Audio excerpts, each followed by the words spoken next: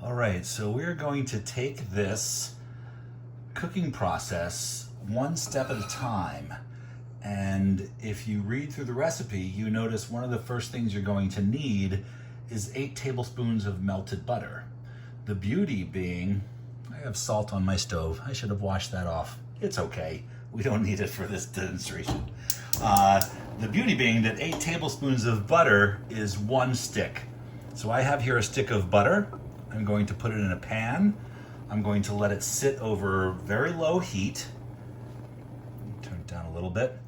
And it's going to slowly melt while we start mixing our flour and our baking powder and all of those other ingredients. So by the time we need the melted butter, we have melted butter. The other step you will notice on our recipe is that our oven should be preheated to 350 degrees Fahrenheit. So I have my oven on and it's preheating to 350 degrees Fahrenheit. So by the time we're done mixing, it's ready to go with the baking. So the first measurement we need to do is we need to get 2 1/4 cups of flour. So in order to get 2 1/4 cups of flour, we need to use 2 1-cup measurements, the dry measurements, and 1/4 cup measurement. And if you recall the way that I mentioned in class, the way that we're going to measure out flour is I'm going to take my flour and spoon it into my cup.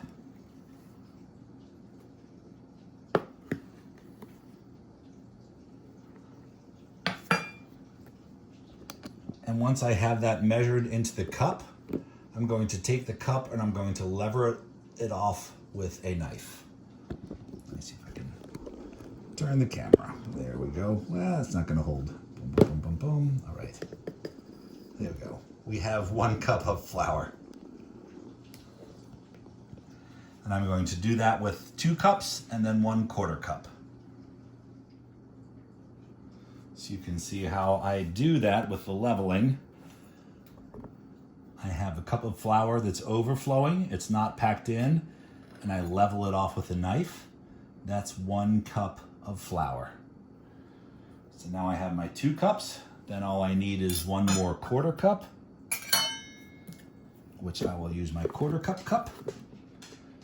And I will pour in so it's nice and light and fluffy. You see how it's a little over the top. And then I'm going to level it off.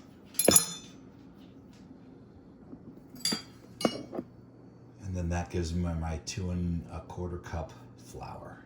So basically what this recipe is having us do is mix all of our dry ingredients in one bowl and all of our wet ingredients in the second bowl. So the dry ingredients are the 2 1/2 cups of flour. It is going to be 1 teaspoon of baking powder. So I have some baking powder. I have my 1 teaspoon. And the beauty of this 1 teaspoon or this baking powder container is it's got the leveler right there. So you just level that off. You add in your baking powder. And then I have 1/2 teaspoon of baking soda, which I have over here. It's a big container, so I don't need to move it in. I'm going to level it up. I'm going to level it off and then add my baking soda and then 1/2 teaspoon of salt. And 1/2 teaspoon of salt is going to look like that. I put those in my dry bowl and then it says you can whisk them up because we want them to get nice and incorporated so that the salt is all mixed in, the baking powder is all mixed in, and we'll talk about the science of the baking powders in class.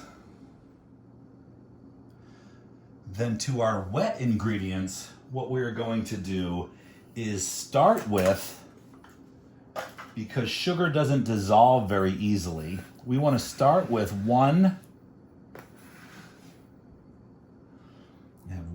cup and 1/2 cup 1/2 cup of our sugar. And we want to mix that together with all of the liquid ingredients. So that way the liquid ingredients are going to help the sugar start to dissolve. And our liquid ingredients are going to be our warm butter. So I have my nice warm melted butter. It's going to go into our sugar. Put that down a little there, move that back a little. There we go. We're going to add our oil, and for our oil, we're going to use our liquid measure. And I have just a basic, this is a basic neutral flavored oil, as I mentioned in class. It's coming out nice and slowly just to drag this out.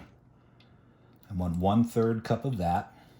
This could be corn oil, canola oil, Wesson oil, a blend, just anything but extra virgin olive oil or toasted sesame oil. Seriously, this is where I need an editor. I'm at 1/4 cup.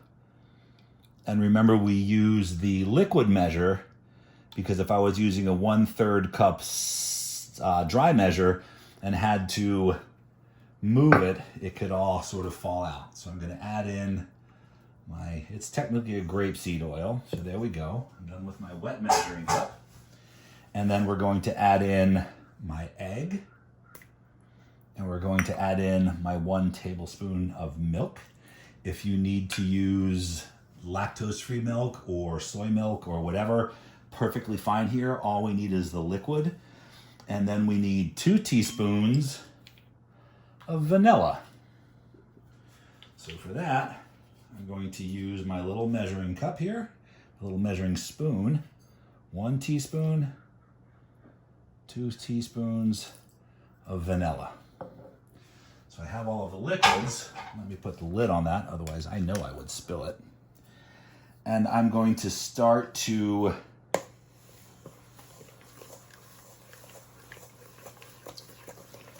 mix this up.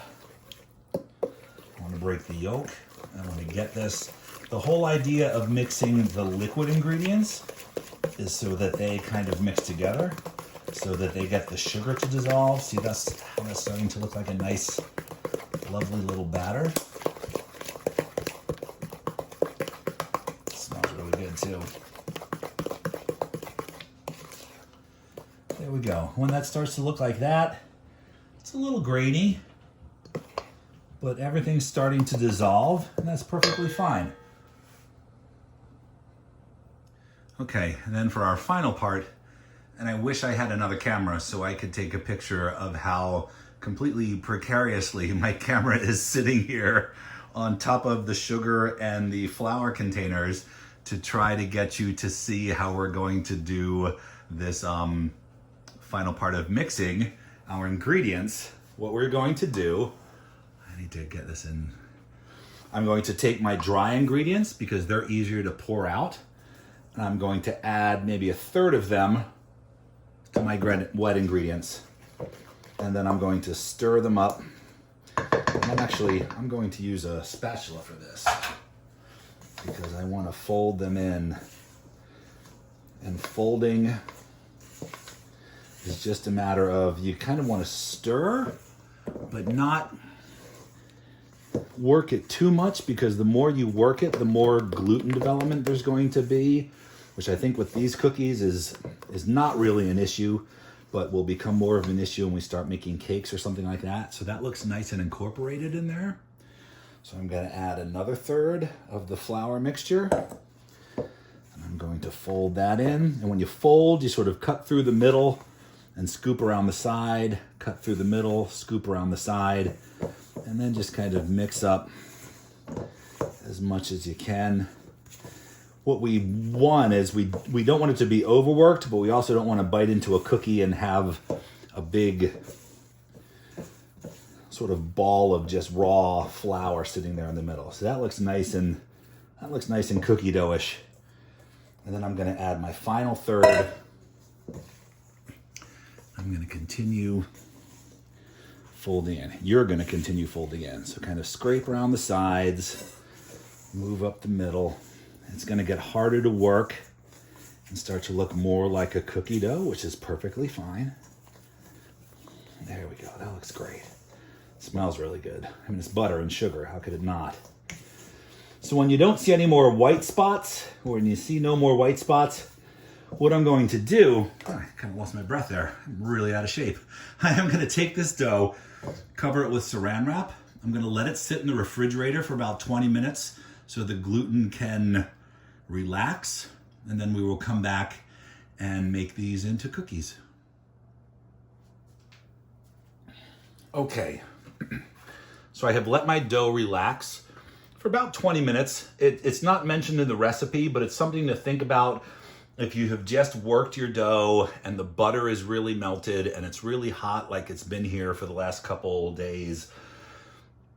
It's a good thing to work with a cold cookie dough because they're less likely to kind of spread out and become these massive discs rather than nice, small, tight cookies. So what I have here, I have a cookie tray. Could be any size. I have it lined with tin foil. That just makes it a lot easier to clean up.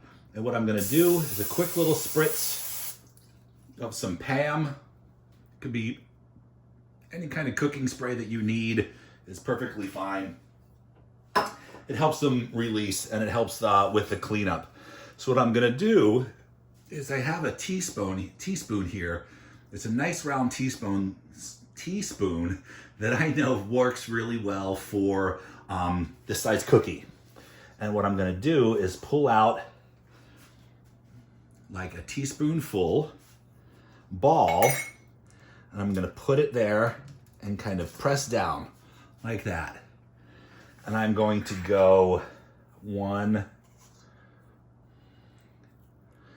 2, I'm gonna go 3 across and probably 4 down. Just from experience, I know that this cookie works well with that size of spoon. And then what I'm gonna do is when I'm done with the row, I'm gonna sprinkle each of them with a little bit of sugar. You could do cinnamon sugar, you could do a colored sugar if you're doing like green and red for Christmas or something. But I'm gonna fill up this tray and then put them in the oven. All right, so I have 12, which is a little over half, and I'm going to, half of the batter, to sprinkle some sugar on these, and I'm going to pop them into my 350 degree oven. And all right, so this is our first little batch of cookies. They spread out nice and thin. They're going to be really, really fragile at the moment. So what I'm going to do is I'm going to use a thin spatula to lift them up and put them on a wire rack. If you don't have a wire rack, by all means, just use a plate. We're not being extra here. The idea is you want to get them off the hot cooking tray. Is that still in there? Yeah. You want to get them off the hot tray so that they start cooling off and stop cooking. They're sort of perfectly golden. Let me put some on here. They spread nicely. I don't want you to freak out if yours are more, I don't know, if they're thicker and higher. It might be that you stirred yours a little bit more, and so they stayed a little bit denser and tighter. Or if they spread a little bit too far, it might have meant there might have been a little more liquid to solid. It's all good at this point. Right now, all I want to know is that you have cookies and that they're going to be tasty and that you cook them yourself. And that, as far as I'm concerned, is an awesome win for today. So we'll let it go at that and follow the rest of the directions that I send you, but enjoy your cookies.